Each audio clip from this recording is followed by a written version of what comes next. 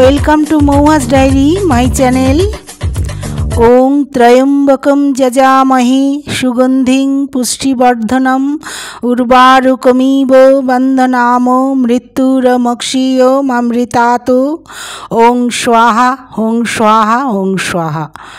হে ভোলেনাথ, হে প্রভু, হে বাবা মহেশ্বর, তুমি মঙ্গল করো।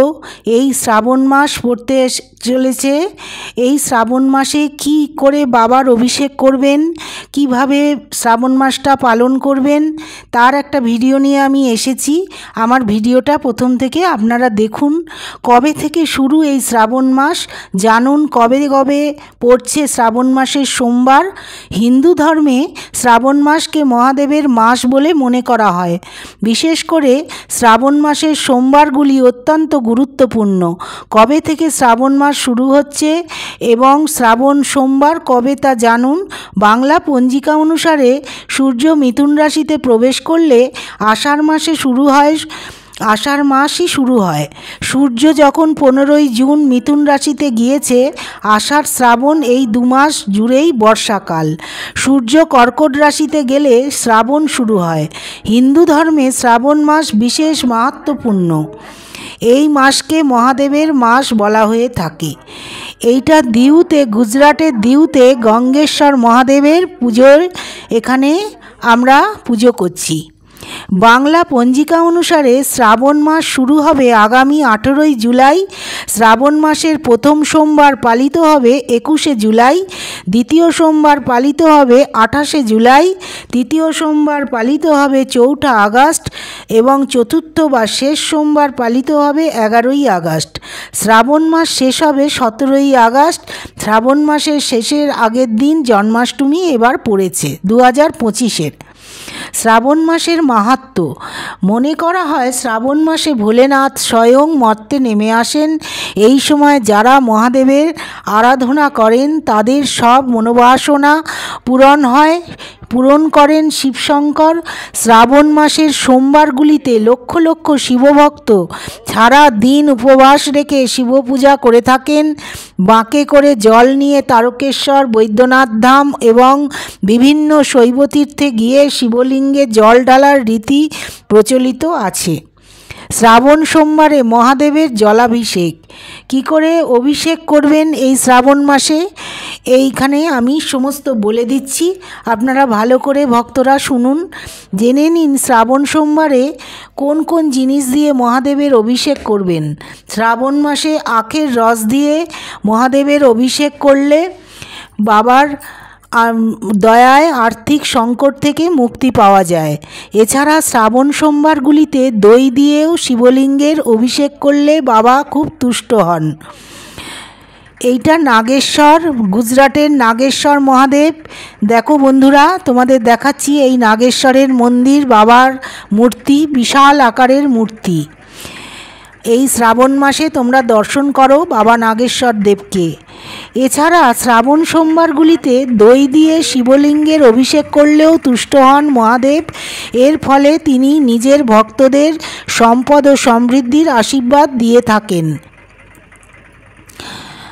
আর সমৃদ্ধি ও সৌভাগ্য লাভ করতে শ্রাবণ মাসের প্রতি সোমবারে মধু ও ঘি দিয়ে মহাদেবের অভিষেক করা অত্যন্ত শুভ।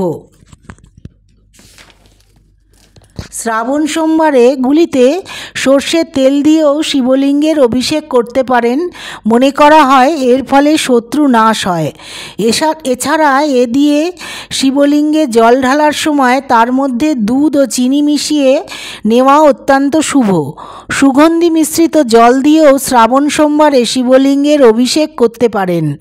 এর ফলে আপনার রোগবালাই দূর হবে এবং সুস্বাস্থ্যের অধিকারী হবেন। শ্রাবণ মাসের আগে ঘর থেকে এই জিনিসগুলো সরালে ভোলেনাথ সন্তুষ্ট হন। এই বছর 18ই জুলাই শ্রাবণ মাস শুরু হতে চলেছে। শ্রাবণ মাস শুরুর আগে বাড়িঘর ভালো করে পরিষ্কার করা খুব জরুরি, না হলে সংসারে পজিটিভ এনার্জি বজায় থাকে না। এই সময় ঘরে অপ্রয়োজনীয় জিনিস জমিয়ে রাখবেন না। জেনে নিন কি রাখবেন না। বাড়িতে শুকিয়ে যাওয়া গাছ, শুকনো গাছে নেগেটিভ এনার্জি আছে। নিয়ে আসে। সেই জন্যে ক্যাকটাস জাতীয় কাঁটা গাছ বাড়িতে রাখবেন না। বাড়িতে কাঁটা গাছ থাকলে সংসারে অশান্তির পরিবেশ তৈরি হয়। শুকিয়ে যাওয়া তুলসী গাছ থাকলে তা ফেলে দিয়ে নতুন তাজা গাছ লাগান। ভাঙা মূর্তি বাড়িতে রাখবেন না। চির ধরা ভাঙা কাঁচের জিনিস, ফুলদানি ঘরে কখনোই রাখবেন না। এর ফলে রুষ্ট হন মহাদেব। পারিবারিক সম্পর্কগুলির মধ্যে চির ধরে এবং অশুভ প্রভাব পড়ে। কোনো মূর্তি ভেঙে গেলে তা জলে ফেলে দিন বা মাটিতে পুঁতে দিন। ভাঙা মূর্তির জায়গায় নতুন মূর্তি নিয়ে আসুন।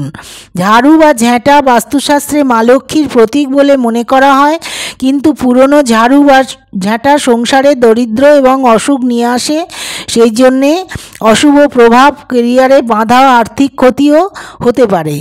মেয়াদ উত্তীর্ণ ওষুধ বা খাবার বাড়িতে থাকলে তা ফেলে দিন শ্রাবণ মাসের আগে। তা না হলে বাড়িতে অসুখ বিসুখ ছড়িয়ে পড়ে।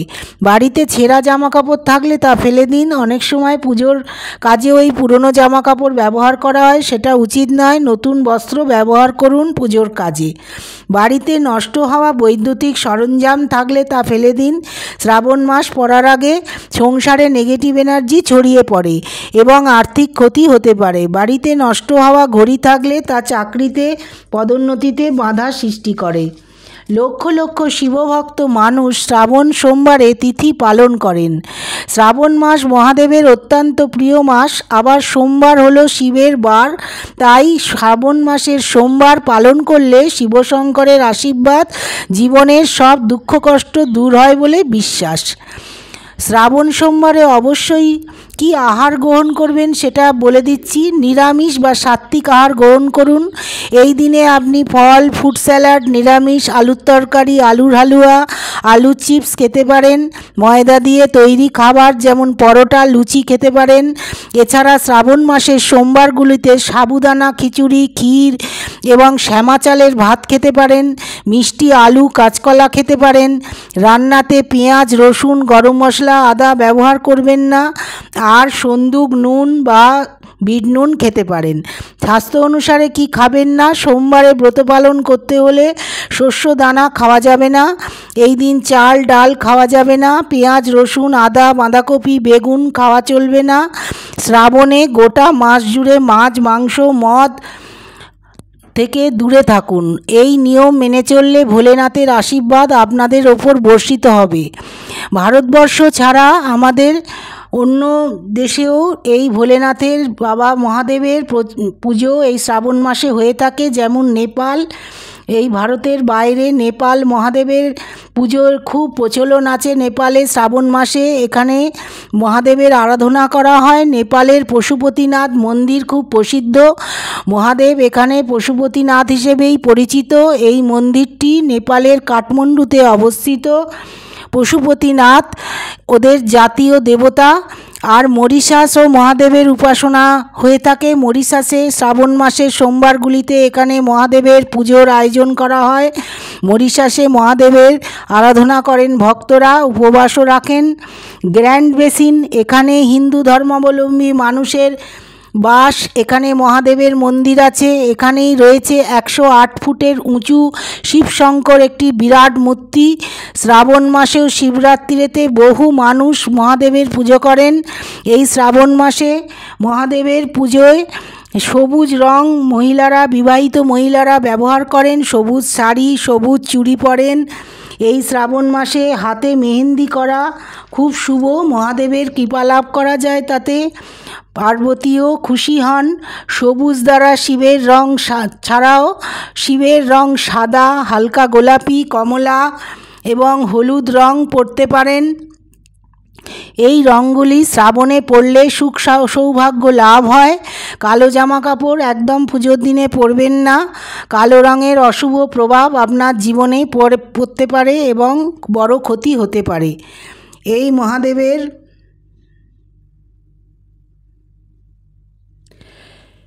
এই মহাদেবের ভিডিওটা কেমন লাগলো? আজকে এখানেই আমি এই ভিডিওটা শেষ করছি। তোমরা একটু হর হর মহাদেব বলে কমেন্ট করো। কেমন লাগলো? ভালো লাগলে আমার ভিডিওটা তোমরা একটু শেয়ার করো আর একটু বাবার নামে কমেন্ট দিও। আবাহনং না জানামি পূজানং বিসর্জনং না জানামি ক্ষমস্যে পরমেশ্বর। থ্যাংকস ফর ওয়াচিং মৌয়াস ডায়েরি।